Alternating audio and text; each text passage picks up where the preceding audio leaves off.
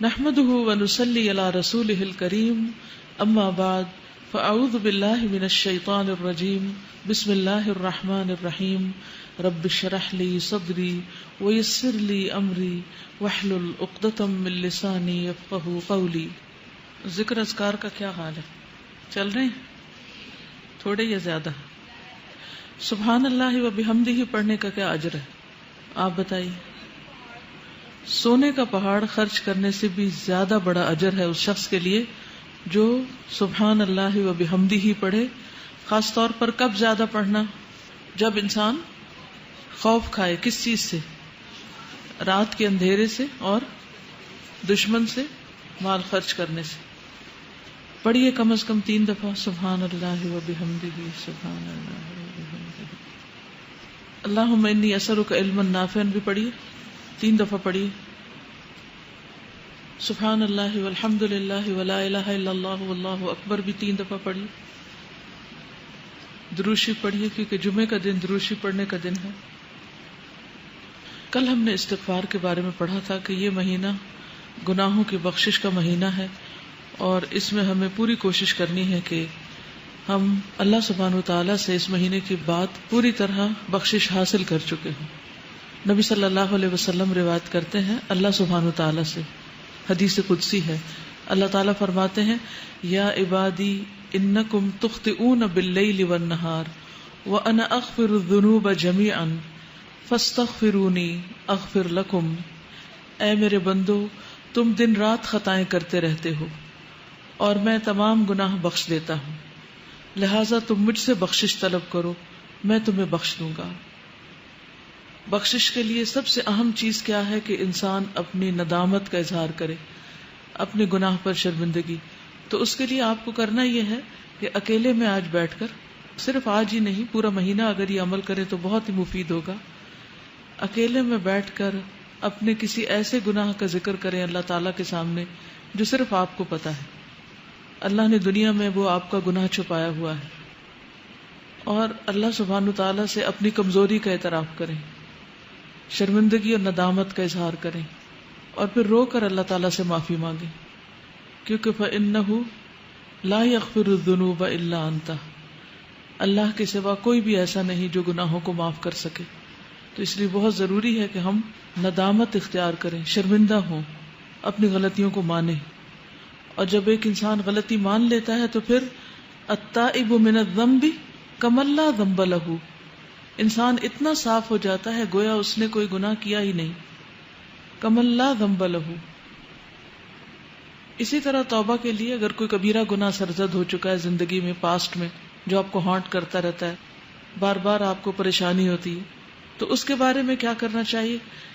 رسول اللہ صلی اللہ علیہ وسلم نے فرمایا جب کسی بندے سے کوئی گناہ سرزد ہو جائے پھر وہ اچھی طرح وضو کرے، پھر کھڑا ہو اور 2 رکعت نماز ادا کرے، پھر اللہ تعالیٰ سے بخشش مانگے تو اللہ تعالیٰ اسے ضرور معاف کر دیتے ہیں. پھر آپ نے یہ آیت تلاوت فرمائی والذین اذا فعلوا فاحشة او ظلموا انفسهم ذکروا اللہ فاستغفروا لذنوبهم ومن یغفر الذنوب الا اللہ ولم یصروا علی ما فعلوا وهم یعلمون. اور پرہیزگار وہ لوگ ہیں کہ جب ان سے کوئی بے حیائی کا کام ہو جائے، انسان ہے نا، غلطیاں ہو جاتی ہیں اور بعض اوقات تو ہم ریئلائز بھی نہیں کرتے کوئی غلطی ہو چکی ہے، یا وہ اپنی جانوں پر ظلم کر بیٹھے تو وہ فوراً اللہ کو یاد کرتے ہیں، دیر نہیں لگاتے اور اپنے گناہوں کی معافی مانگتے ہیں. اور اللہ کے سوا اور کون ہے جو گناہ معاف کر سکتا ہو؟ اور کون ہے؟ کوئی بھی تو نہیں.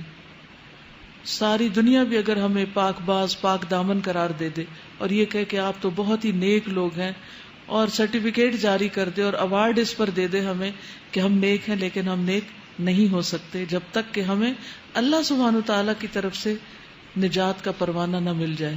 تو اس لیے بہت ضروری ہے کہ ہم خاص طور پر اللہ سبحانہ تعالیٰ کی طرف رجوع کریں اور نماز جو کہ برائیوں کو مٹا دیتی ہے تو توبہ کے نوافل کا اہتمام کریں. یعنی جب بھی دل میں پریشانی آئے کسی گناہ کی تو اس کے علاج کے لیے نفل پڑھیں اور پھر وہ دانستہ اپنے کیے پر اصرار نہیں کرتے. یعنی جو غلطی ان سے ہو گئی اسے بار بار دہراتے نہیں. اس استغفار کا فائدہ کیا ہوگا؟ انسان اللہ کے عذاب سے محفوظ رہے گا. آپ بڑی بڑی پریشانیوں سے، تکلیفوں سے، بیماریوں سے، حادثات سے محفوظ رہیں گے. نبی صلی اللہ علیہ وسلم نے فرمایا العبد آمن من عذاب اللہ ما استغفر اللہ. بندہ جب تک اللہ سے استغفار کرتا رہتا ہے اس وقت تک اللہ کے عذاب سے محفوظ رہتا ہے. جیسے قرآن مجید میں بھی آتا ہے نا کہ اللہ ان کو عذاب نہیں دے گا جب تک کہ وہ استغفار کرتے رہیں. تو آپ کے اندر کسی بھی قسم کا اگر کوئی خوف ہے، بعض اوقات کچھ لوگوں کو فوبیاز ہوتے ہیں، یہ چھت نہ مجھ پہ گر پڑے، یا بلندی پہ جانے کا خوف ہوتا ہے، یا اپنی جان مال اولاد کے بارے میں کوئی بھی خوف ہوتا ہے، کسی بھی قسم کا کوئی خوف آپ کو جب ستاتا ہے اپنے مستقبل کا، بڑھاپے کا، آخرت کا، تو ان سب سے بھی نجات پانے کا ذریعہ یہی ہے استغفار. کیونکہ العبد آمن من عذاب اللہ ما استغفر اللہ. بندہ اللہ کے عذاب سے امن میں ہے. اللہ تعالیٰ ایسے بندے کو عذاب نہیں دے گا جب تک کہ وہ استغفار کرتا رہتا ہے. انسان کے گناہ خواہ آسمان کی بلندیوں تک پہنچ جائے، لیکن اگر وہ اللہ سے معافی مانگتا ہے تو اللہ تعالیٰ اس کو معاف کر دیتا ہے، اور اللہ تعالیٰ کو اس کی کوئی پرواہ نہیں.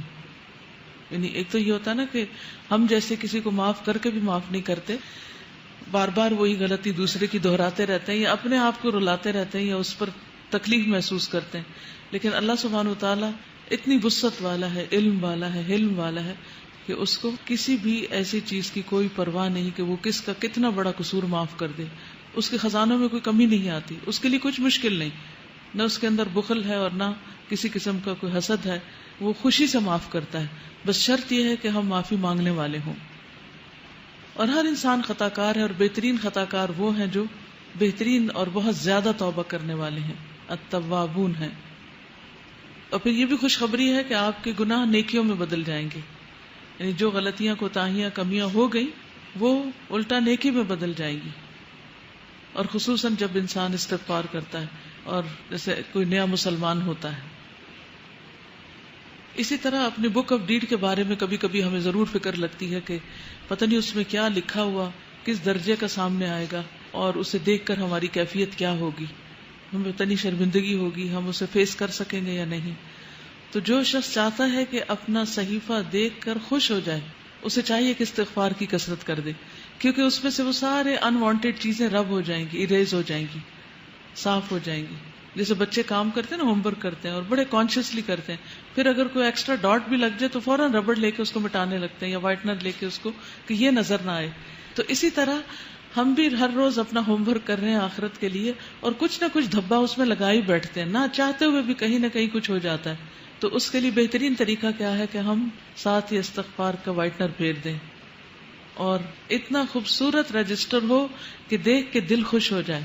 جیسے ایک ٹیچر بچے کا کام دیکھ کر خوش ہو جاتی ہے نا کہ ایکسیلنٹ، بہت ہی بہترین ہے. تو اللہ سبحانہ وتعالی ہمارا عمل دیکھیں اور خود ہم اس کو دیکھیں تو ہم خوش ہو جائیں. آپ صلی اللہ علیہ وسلم نے اس شخص کو خوشخبری بھی دی ہے، طوبی لمن وجد فی صحیفته استغفارا کثیرا. اور اس کے لیے ہمیں کرنا کیا چاہیے؟ اپنی زبان میں بھی استغفر اللہ کہیں، اللہ سے معافی مانگے، اور مختلف جو استغفار کی دعائیں ہیں ان کو پڑھیں. انشاءاللہ ایک نیا کارڈ بھی بن رہا ہے جس میں سارے استغفار قرآن مجید سے اور مسنون جتنی بھی دعائیں استغفار کی ان سب کو جمع کریں، تاکہ کوئی کسر نہ چھوڑیں اللہ سبحانہ وتعالیٰ سے معافی مانگنے کی ہر طریقے سے. کیونکہ بعض اوقات ہوتا ہے نا، ایک انداز میں بات کرنا اللہ تعالیٰ کو پسند آتا ہے، اور بعض اوقات ایک اور انداز میں زیادہ افیکٹو ہوتا ہے. تو ہمیں نہیں پتا کہ کون سا طریقہ اللہ کو زیادہ پیارا ہو، تو ہم سارے طریقے اختیار کر لیتے ہیں تاکہ اللہ تعالیٰ ہمیں معاف فرما دے. اور عام طور پر جو کثرت سے آپ چلتے پھرتے پڑھ سکتے ہیں، واستغفر اللہ العظیم الذی لا الہ الا هو الحی القیوم واتوب الیہ، اس کا اتنا زیادہ اجر بتایا جاتا ہے کہ اگر کوئی میدان جنگ سے بھاگا، اور یہ کبیرہ گناہ ہے میدان جنگ سے بھاگنا، تو اس کو بھی معاف کر دیا جاتا ہے جو شخص یہ پڑھتا ہے استغفر اللہ العظیم الذی لا الہ الا هو الحی القیوم واتوب الیہ. پھر اسی طرح یہ ہے کہ انسان کو اس بات کی بھی توقع رکھنی چاہیے کہ میرے اس استغفار سے میرا رب خوش ہو رہا ہے. کیونکہ وہ اونٹنی والی جو حدیث آتی ہے کہ اللہ تعالیٰ اس بندے سے زیادہ خوش ہوتا ہے جس کو صحرا میں کھوئی ہوئی اونٹنی مل جاتی ہے. تو جب ہم استغفار کرتے ہیں تو یہ کوئی معمولی فعل نہیں ہے. اللہ سبحانہ تعالیٰ اپنے بندے سے راضی ہو جاتے ہیں، خوش ہو جاتے ہیں. اور پھر آئندہ کے لیے گناہوں سے ڈرتے بھی رہنا چاہیے. یہ نہیں کہ انسان دلیر ہو جائے کہ اللہ تعالیٰ خوش ہوتے ہیں تو پھر میں اور جی بھر کے گناہ کر لوں. نہیں، مومن جو ہے وہ گناہ کو اپنے اوپر پہاڑ کی طرح سمجھتا ہے، جیسے کوئی پہاڑ گر گیا اس پر، اتنا پریشان ہوتا ہے، وہ اتنا تکلیف اٹھاتا ہے گناہ کر کے. اور منافق جو ہوتا ہے یا فاجر، وہ ایسے جیسے ناک پہ بیٹھی مکھی اور اس کو ہاتھ کے اشارے سے اڑا دے، یعنی اسے معمولی سی چیز ہے. اور پھر صبح شام سید الاستغفار بھی انسان پڑھتا رہے، اور ہر مجلس کے اختتام پر، جیسے حالانکہ ہم قرآن پڑھ رہے ہوتے ہیں لیکن پڑھتے اور پڑھاتے ہوئے ہو سکتا ہے کوئی ایسی بات منہ سے نکل جائے جو اللہ تعالیٰ کو پسند ہے، اور بھول چوک تو لازم ہے، ہو ہی جاتی ہے، نہ کرتے ہوئے بھی ہو جاتی. تو ایسی ساری چیزوں اور کمیوں کوتاہیوں کا جو طریقہ ہے وہ پھر استغفار میں ہی ہے. اور وہ کیا ہے؟ سبحانک اللہم و بحمدک اشہد ان لا الہ الا انت استغفرک و اتوب الیک. اور نبی صلی اللہ علیہ وسلم تو دوران مجلس بھی استغفار پڑھا کرتے تھے. رب اغفر لی وتوب علی انک انت التواب الرحیم، 70 سے 100 بار تک. ہم تو ایک کام کرنے لگتے ہیں دوسرا بالکل بھول جاتے ہیں، ہمیں تو یاد ہی نہیں رہتا. تو دوران مجلس بھی آپ استغفار پڑھتے رہتے ہیں. اور پھر سب سے بڑی بات یہ ہے کہ دلوں کی صفائی ہوتی رہتی، دل چمکتے رہتے ہیں. کیونکہ دل اگر چمکتے رہیں گے تو ہم خوش بھی رہیں گے، اور نہ کوئی خوف ہوگا نہ غم ہوگا. اور جو بھی مزید کام کریں گے ان کی کوالٹی بھی بڑھ جائے گی. مثلا اگر ہم نماز پڑھیں گے تو نماز کی کوالٹی بڑھ جائے گی. ویڈیو کے نیچے سبسکرائب کے بٹن پہ کلک کریں، بیل کے آئیکن پہ کلک کیجیے تاکہ ہر نئی ویڈیو کی نوٹیفیکیشن آپ کو مل جائے.